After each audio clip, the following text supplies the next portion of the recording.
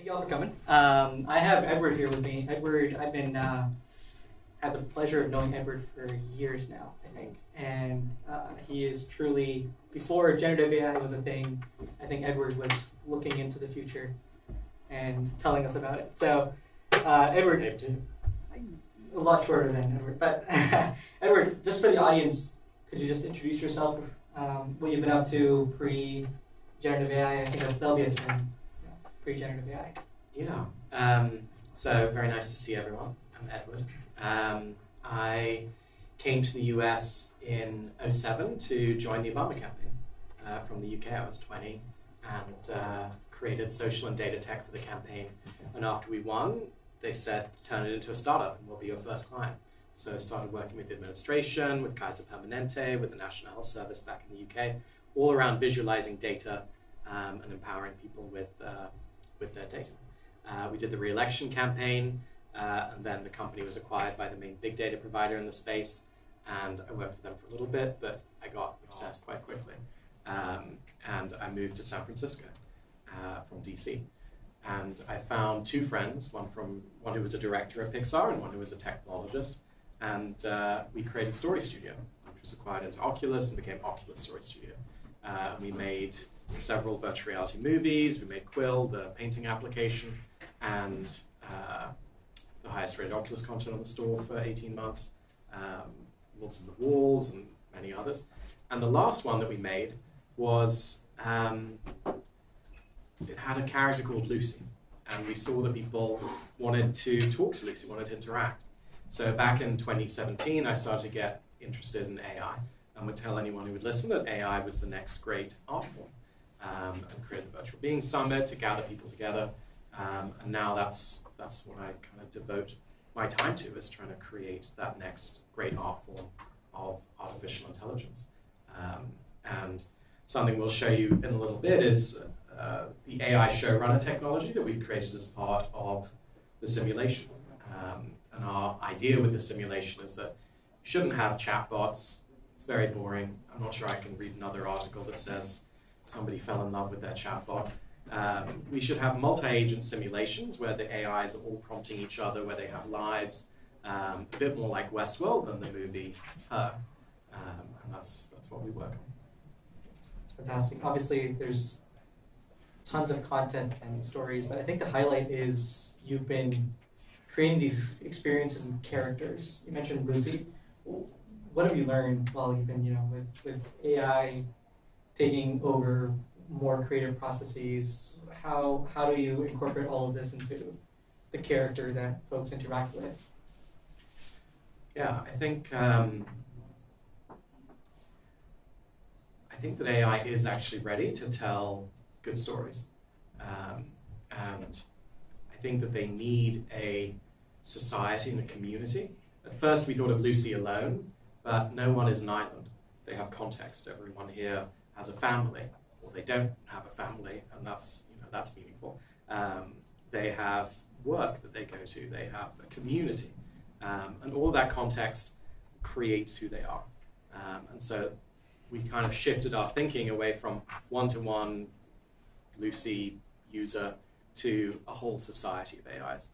And we think that that's both the future from the perspective of storytelling, but also from the perspective of truly intelligent virtual beings that can be trained by users and also can start to train each other by prompting each other. Speaking of training, I think a lot of the folks that are working within entertainment, training models is still a very complicated task. It requires quite a bit of compute and engineering, and then honestly just magic or wizardry at the end. What does it take? Obviously, like in the experiences that you're creating, they're using AI, but they're also deterministic or predictable at the end. Are there tips, or what have you learned in terms of like dealing with AI models, their constraints, understanding what they're good at, what they're not good at? Have you figured anything out there? Yeah. So I wouldn't say they're deterministic. I don't think you can have infinite stories. That's something that why we created the AI showrunner, which we'll show you in a few minutes of. So I don't think they're deterministic, and I think that we can gamify training. So instead of scale AI and paying someone in poorer countries to label data, we can actually gamify data labeling. We can gamify training of AI. So in the simulation, the way in which you train, or one of the ways in which you train, is similar to Westworld. You observe an AI's behavior and then you question them. What was their thought process? Why did they do that? And if it's good, then you can say, yes, that's a logical thought process. Your behavior is appropriate. Or you can say, no, that makes absolutely no sense. Your behavior was inappropriate. So I think by gamifying, crowdsourcing, and incentivizing training, we might actually be able to do something a little bit more than these big companies that are all saying, give us $50 billion and we'll get you AGI. I don't know that it makes sense. I don't see how the creation of life can be a function of Moore's law. That if we're just going to pile more and more money into it, more and more CPUs, and more data, that's going to get to the second intelligent species on Earth. It doesn't make sense. There's no way that the creation of life is linear. So having something a bit wilder, like a simulation with all these users and players throwing their ideas around, I think that's just as likely as a linear Moore's law function to create a truly intelligent life form. So one of the things that you mentioned is, I think you're, I think I heard you say that the user experience, or the watching experience, the way that folks are going to consume, it's not going to be as linear as it is today. Do you imagine, we see Runway ML creating UI just by the user saying it, right? We saw demos today where you type something in, it's very prompt driven, almost like the user has control over what they're about to see. Do you see that playing out in formats like TV shows or movies or more filmmaking, where the user gets to decide what experience they're going to indulge in? Totally. So for research purposes, we created a simulation of South Park, which is obviously a terrific show. So 24/7, the characters have lives, they go to sleep, they interact with each other, and you as a player can train these characters. You can say how appropriate they are to the IP, or how appropriate they are to being human. And every week in simulation time, you'll get an episode of what's happened that week. So think about Truman Show, or think about Dr. Robert Ford in Westworld. There's no way that 24/7 you can watch what's happening in the simulation, right?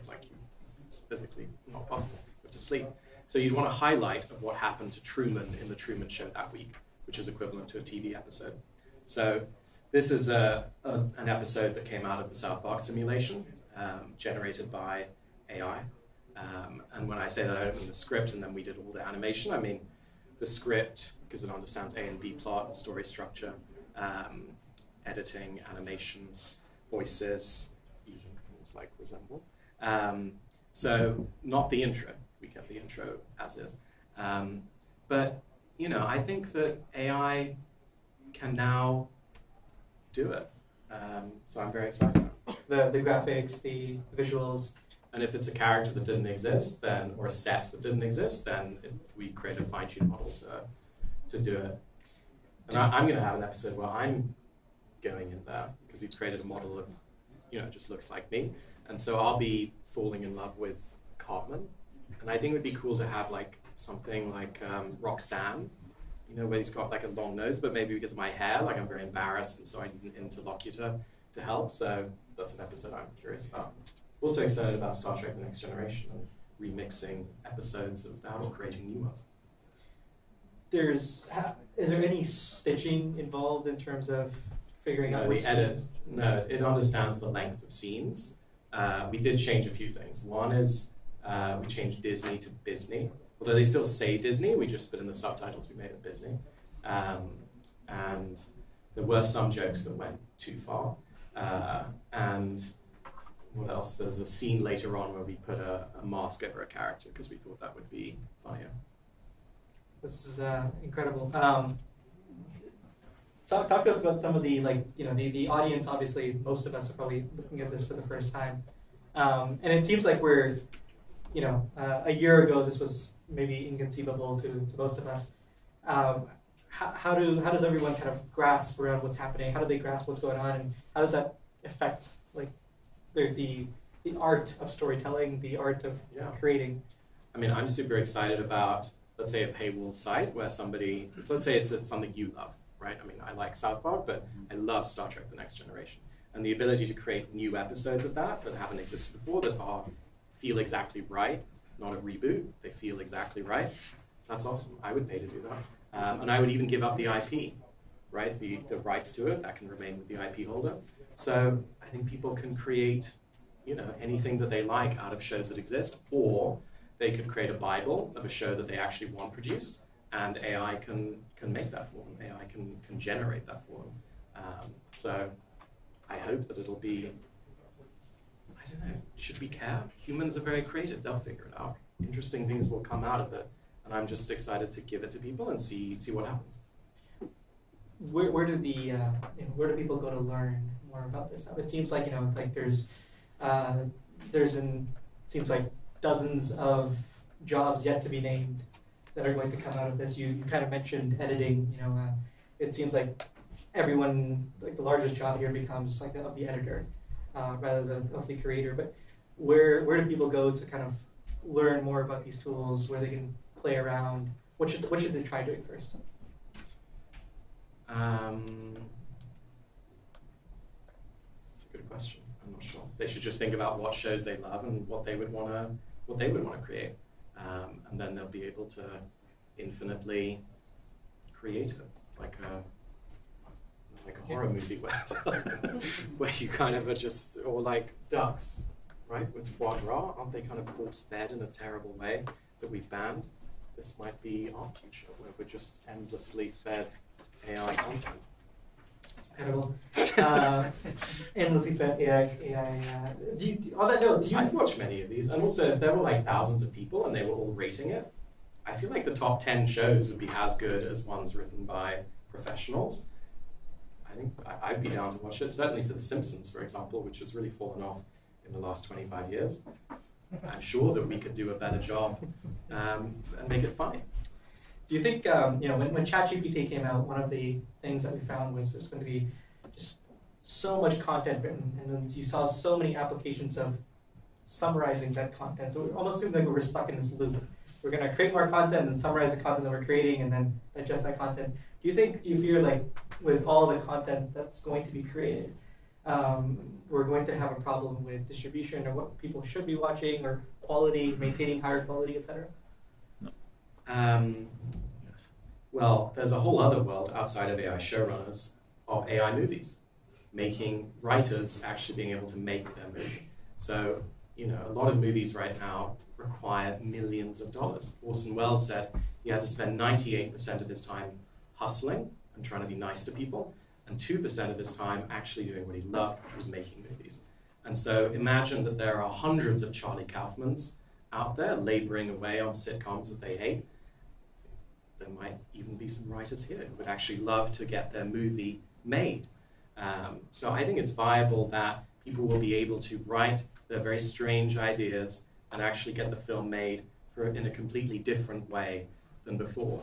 Imagine people who are I don't have to imagine very much at all, very introverted. They struggle around people. Maybe they don't want to be on a film set or convince all of these people to make their movie. Maybe they just like to be like a novelist, but a novelist who can actually put it up on the screen and show people things. So I am very excited about this kind of stuff, but I don't know that it's art, it's more, it's just more interesting and disturbing, and that's good. But true art made by people who right now can't get finance to make a movie, that seems really exciting. And we're doing that already. We're working on several feature-length films with people who, one of them was people who were not in the Hollywood industry. And there was a time when San Francisco was the center of that, right? With Coppola, with Lucas, and it's fallen away, and with Pixar, it's fallen away. We could make this the creative hub again. I think that's a good place for me to stop asking questions. I know I'm conscious of time, and I want to give the opportunity to the audience to ask questions as well. Go ahead. I'll ask the question. Would you do that in partnership with South Park or The Simpsons? Eventually, yeah. I think you'd have to get someone to sign. Let's say you have a little platform where people can remix content. Yeah. You'd have to get someone to sign something that said that they don't own anything that they generate, but they're not going to share anything that they generate outside of the platform where you can kind of rate each other's work. And then the studio or the IP holder can decide if there are some great episodes, whether they want to monetize that. So yeah, we did this for research purposes to understand, like, can we actually, really it was to figure out infinite story, right? If you have a simulation, then it's actually really boring if you just have it with the Sims kind of stuff, where it's like, I'm hungry, I'm tired. It kind of leads to very simplistic stories. So we wanted to figure out how to tell like years worth of stories of characters' life that were rich and interesting. So that's why we created the AI showrunner. And we thought South Park was good because it's so simple visually that it's actually viable for the AI showrunner to do everything. So you wouldn't, it's not on a platform, or you wouldn't put it on a platform as of now? No, it doesn't. I mean, no, we're not. Our interest is in training truly intelligent AIs, and something like this would be a reward for your training, right? You're training characters, you get a little episode for your work. Cool. Other questions? I can shout. Go for it. Yeah, so one, super cool, two questions. What do you use for the animation? Is it like some other animating thing, or did you do it by hand? And then two, this reminds me a lot of Nothing Forever, if you saw it. That inspired us completely. Oh, really? We weren't doing this showrunner thing until we saw that. So we were trying to figure out, imagine that you have something like The Sims, right? They're all doing stuff. And how the hell do you get interesting stories on an ongoing basis? And so we were thinking, okay, well, maybe we should do like Joseph Campbell, like these archetypes, and it just didn't really work. And so when we saw that, we realized that the format of TV was actually incredible for telling these endless stories that are interesting every single week. And also, especially for TV shows that from the 90s, where it was 26 episodes instead of 10 now, it really did feel like you were seeing what was happening to your characters each week, right? It would almost often would like actually do that. So you'd have Christmas episodes around Christmas. So that was totally inspiring that this could be a solution to infinite story, which is a massive problem for anyone working on simulations. It's like, how do you have characters that are doing interesting stuff? How do you have story? And in terms of animation, we created a thing to do it, but it's pretty simple, as you can see. Here's a question right beside, yeah. Yeah, I work at Capital Entertainment, which is an independent production and company and studio. We have 10 shows on the air all the way around, and awesome. Obviously very strange right now with the strike. Our perspective is very pro-writer, and there is an enormous amount of fear around AI in the writing community. So when you show examples where the writer's voice is just commoditized, right? It's just taken and turned into that obviously will create a lot of fear. We can't even begin to discuss that with writers at this point. When you talk about examples where a writer could have their vision realized without having to have all the artifice of production, that's super exciting, right? And begins to find a way I think we can begin to get them into the conversation. But right now I show them Infinite Seinfeld or things like that, and they just it's just, for them, it's the worst thing ever. Because it's two things. One is it's like not as good. Like I think it just clearly is not as good as the real thing right now. And just being honest about that. And then secondarily, they don't see a place for them going forward. So I think the second part of your vision, which you spoke about, is really inspiring. And probably the way we need to kind of lead the conversation. Like, here's a way that you can get your vision made without all the producers, without all of the artifice. It really doesn't do that. Because you're getting $200,000 for a $20 million production and having very little backing. But what if you could actually take your idea and it be made into production and really there's no one else involved? It's really exciting. Yeah, I mean, I think making movies more like novels, in that a very strange person can get their vision across, is fantastic. On the other point, though, Paul Schrader, who's one of the, probably the greatest living screenwriter, he said, we're already doing all this. I am hired to do CSI. I'll watch a few episodes, I'll figure out the formula, and then I'll make an episode. And I'll do it worse than AI, because I'll add my own pretentiousness to it, right? That's not what the audience wants to see with this kind of show, right? Where it's a sitcom and there's a formula where I'm being given something that is largely within my expectations. So my hope is that we could free writers from the drudgery of the 30th season of sitcoms. Unfortunately, this is one of the best sitcoms ever. Like, I don't know how the hell they maintain their quality. It disproves the point, but everything else, right, just completely falls apart after a few seasons. and they lose interest, right? It's just a job. So I think it would be great to liberate those people and allow them to make their own movies. And it's maybe viable, maybe in like a Substack way that you know, you'd have more filmmakers and they'd have a small enough audience, and if the film only cost 100K or something, there's a world, and it's mostly their time, that's the 100K, there's a world where they could break even or make exactly what they were making for the factory, now doing it with their own content. That would be cool. Yes. Before you ask, do you mind if I keep the mic? Good. I might need to. Yeah. But yeah, it's been difficult having two narratives. One is very inspiring and the other is very horrifying. Great. Hi. I'm currently on strike for the W2.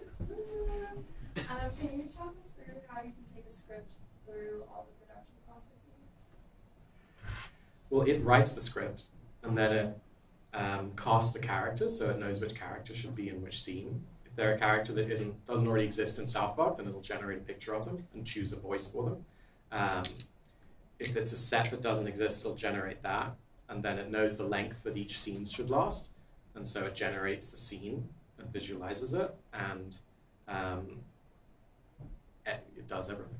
Does the music. I mean, again, one cool thing about Nothing Forever is that it really understood the formula of establishing shots and little musical things that kind of made you feel like it's Seinfeld.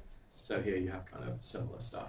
So it's you're not writing a script, you're just entering a prompt, or in this case, we also have it so it's just infinite. So you don't even have to write a prompt.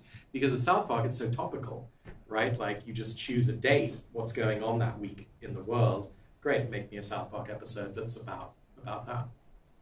Very great. So I do want to leave a little bit of time. Thank you so much, Edward, for joining us. Thank you, Zoe. And I do want to make a call out to, I think, probably the best AI work of art that I've seen, which is the Andy Warhol Diaries, which Zohaib works on, which is, it's the performance of Andy Warhol, which Zohaib created with an actor called Bill Irwin, is probably the best AI work of art that I've ever seen. It's on Netflix. It's very beautiful because you're hearing him, you're seeing him, well, you're not seeing him, you're hearing him, and you're getting in his head. And I've never seen anything like that, where it's not just a stunt, it's hours of getting to know someone, their intonation, and so I think you created a real work of art that should be in a museum. Thank you. If anyone hasn't seen it, it's on Netflix. It's really good. It came out last March, and anytime you hear Andy talk in the 5 episodes, it's completely generated. It's on him. It's cool. Andy Warhol Diaries. Yeah, it's based on his diaries. Great. Well, thank you all for coming. We have a few more minutes, as Manny said, so hopefully you can get a chance to network, ask questions, etc. And if there's any food left, please do finish it. Thank you. And yeah.